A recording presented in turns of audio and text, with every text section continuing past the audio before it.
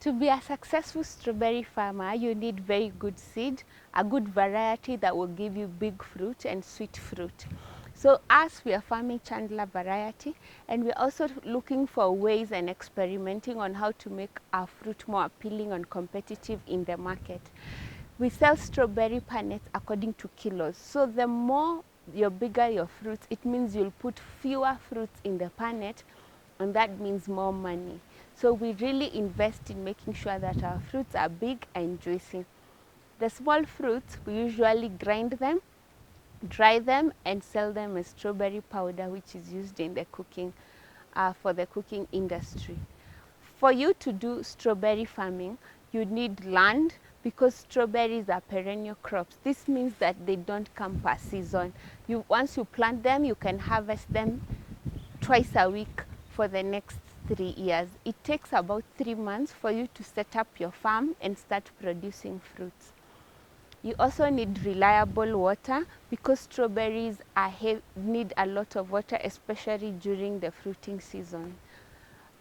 You need a lot of manure to make sure that your soil is nice and loose, and that the roots of the strawberries are able to percolate inside the soil comfortably. We have used this white paper. It is a mulching paper because, as I told you, it's in Kajiado area, and we want to conserve the water. The other thing, we want our fruits to remain clean. People end up eating strawberries unwashed, and we want them to have that comfort that they don't have contamination with the soil. So that's why we are putting this for sanitation purposes and to preserve the water, to retain the water in the soil so that we don't have to water as often.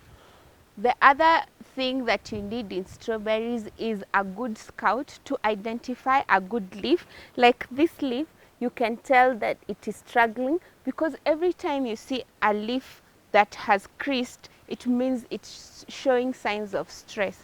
You want to see a leaf like this that is open and upright, so that you can be able to know that the fruit you are going to get will be good. So in agronomical and support services, we also offer that, so that we make sure that you are getting optimal and efficient production in your strawberry farm. Strawberries can be exciting for children. We usually sell potted bags, and that is something that I can encourage the young people to also go into, because when you show up at someone's doorstep and say, this is a potted strawberry and we are selling it at 500, and they can see the fruits hanging, believe me, that's a good sell.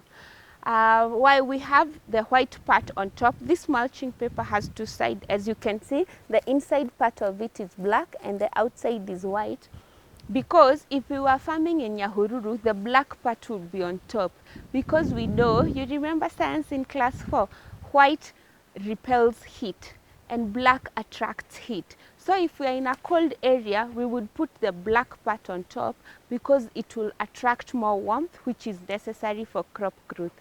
But now we are putting white on top because we want to expel the excess heat, which is usually a common thing in Kajiado.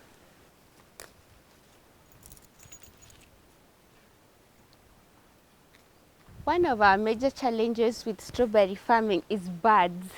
So you'll find they are looking for water, because this place is very hot and dry. There are no rivers or lakes for them to drink water.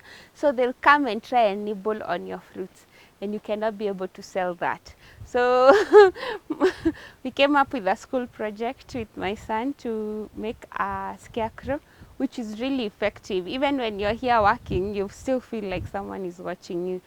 The other challenge has been slugs, and for that we usually get bones, and we throw them randomly, like 2 or 3 bones, and that usually attracts the sugar ants, which usually eat the slugs. So our strawberries don't have a slug problem, and you know, slugs can really munch on your strawberries.